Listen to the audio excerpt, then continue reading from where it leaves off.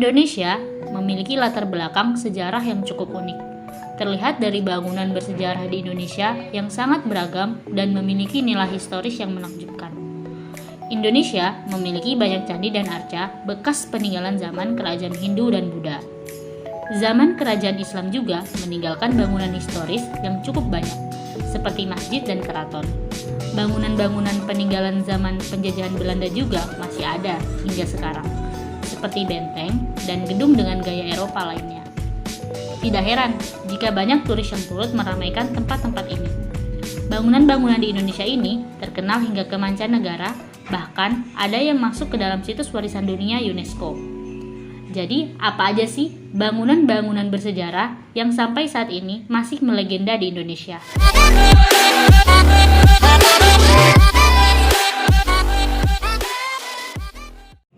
Yang pertama, ada Candi Prambanan. Candi ini merupakan peninggalan pada zaman kerajaan Hindu di bawah pemerintahan Rakai Pikatan. Terletak di Yogyakarta, Jawa Tengah, Candi Prambanan merupakan candi Hindu terbesar di Indonesia dan merupakan lambang masa kejayaan kerajaan Hindu. Candi Prambanan memiliki 3 candi utama yang menjulang tinggi mencapai 47 meter. Candi ini sempat ditelantarkan dan terkena letusan gunung api hingga bangunan ini tertutup oleh hutan yang lebat. Pada tahun 1930-an, Candi Prambanan harus melalui proses pemugaran yang sangat panjang. Alhasil, hanya 18 dari 240 candi yang berhasil dipugar. Meskipun begitu, Candi Prambanan tetap menjadi salah satu candi terindah di Asia Tenggara hingga akhirnya masuk ke dalam salah satu warisan dunia UNESCO. Yang kedua, ada Candi Borobudur. Candi ini terletak di Magelang, Jawa Tengah dan menjadi candi terbesar di Indonesia. Pada zaman dinasti Sailendra, Raja Samaratungga membangun candi ini dengan tujuan untuk memuliakan Buddha dan menjauhkan manusia dari hawa nafsu. Sama seperti Candi Prambanan, Candi Borobudur juga sempat ditelantarkan dan harus melalui proses pemugaran. Borobudur memiliki 504 patung Buddha dengan 72 patung yang mengelilingi kubah utamanya. Candi ini termasuk ke dalam situs warisan dunia UNESCO dan sampai sekarang masih menjadi tempat destinasi turis-turis mancanegara sekaligus tempat ziarah untuk memperingati Hari Waisak. Lalu setelah Candi Borobudur, ada Pura Besakih. Pura Besakih dibangun oleh Sri Markandeya yang merupakan seorang tokoh agama Hindu. Tempat ini menjadi salah satu pusat tempat orang Hindu untuk beribadah di Bali. Pura ini menjadi pura yang terbesar di Indonesia karena memiliki 86 kuil dan tempat pemujaan. Tempat ini begitu sakral, sehingga ada beberapa peraturan yang harus wisatawan lokal maupun mancanegara taati. Di kawasan ini, orang-orang tidak boleh memakai baju yang terbuka, sehingga harus memakai sarung atau selendang untuk menutupi bagian tubuh yang terbuka. Selain pura, di tempat ini banyak pemandangan indah yang bisa kamu nikmati seperti gunung dan danau yang sangat luas. Yang kelima, ada Lawang Sewu. Lawang Sewu adalah bangunan bekas zaman penjajahan Belanda yang sekarang menjadi milik PT Kereta Api Indonesia atau Persero. Pada zaman era kolonial, bangunan tersebut menjadi kantor pusat perusahaan kereta api milik Belanda. Namanya berasal dari bahasa Jawa yang berarti 1000 pintu, karena bangunannya memiliki pintu dan jendela yang sangat banyak. Pada zaman penjajahan Jepang, salah satu gedung ini beralih fungsi menjadi tempat tahanan dan terjadi beberapa eksekusi. Beberapa pertempuran juga terjadi di gedung ini, sehingga menyebabkan beberapa orang tewas. Lawang Sewu sekarang dikenal sebagai tempat yang berhantu, sehingga beberapa turis datang ke tempat ini untuk melihat hantu. Tempat ini juga pernah dipakai untuk syuting film-film horor. Selanjutnya, ada Keraton Yogyakarta. Tempat ini menjadi salah satu tempat favorit para turis ketika berkunjung ke Yogyakarta.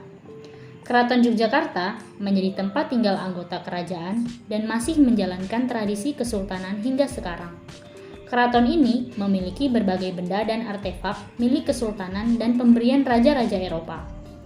Turis yang mengunjungi tempat ini tidak boleh menyentuh benda-benda yang ada di keraton tanpa izin. Keraton Yogyakarta juga menjadi salah satu situs warisan dunia UNESCO yang harus dilestarikan. Lalu, setelah Keraton Jogja, ada Masjid Agung Demak.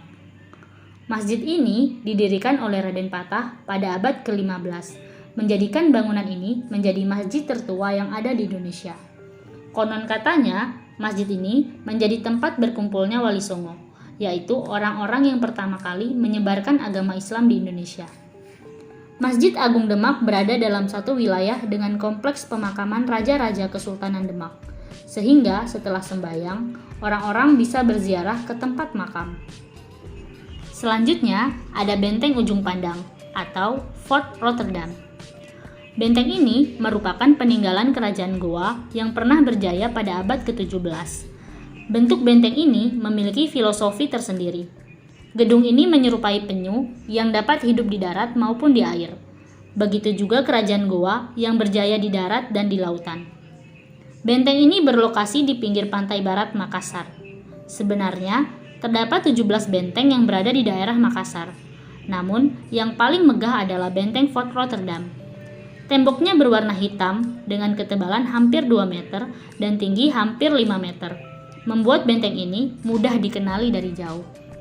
Selanjutnya, setelah benteng Ujung Pandang, ada Gereja Katedral. Gereja Katedral terletak di Jakarta Pusat dan menjadi salah satu cagar budaya Jakarta. Gereja ini memulai pembangunannya setelah Paus Pius VII mengangkat Pastor Jacobus Nelison sebagai prefek apostolik Hindia Belanda. Bangunan ini diresmikan pada tahun 1901. Bangunan ini memiliki gaya arsitektur neogotik seperti gereja umumnya pada zaman itu, dengan luas 60 meter dan lebar 20 meter. Sekarang bangunan ini berfungsi sebagai gereja bagi umat Katolik. Di dalamnya terdapat museum yang berisi barang-barang milik Paus. Selanjutnya, ada Istana Bogor. Seperti namanya, istana ini berada di Bogor, Jawa Barat. Istana ini merupakan salah satu peninggalan Belanda dan menjadi tempat tinggal 38 gubernur jenderal Belanda. Dulunya, Istana Bogor ini bernama Buitenzorg yang memiliki arti tanpa kekhawatiran. Karena Jenderal Van Imhoff menilai daerah Bogor sebagai tempat yang tenang dan damai.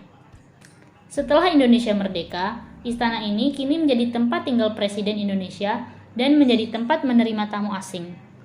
Warga Bogor suka mengunjungi istana ini karena terdapat taman yang luas dan bisa memberi makan rusa-rusa dengan wortel. Lalu setelah itu, ada Gedung Sate. Gedung ini merupakan salah satu bangunan bersejarah di Indonesia. Letaknya berada di kota Bandung. Dan untuk membangunnya dibutuhkan waktu selama 4 tahun. Dari tahun 1920 sampai dengan 1924. Dulunya, bangunan ini bernama Government Bedrijven. Pada zaman pemerintahan Belanda, mereka berencana untuk menjadikan gedung ini sebagai kantor pemerintahan.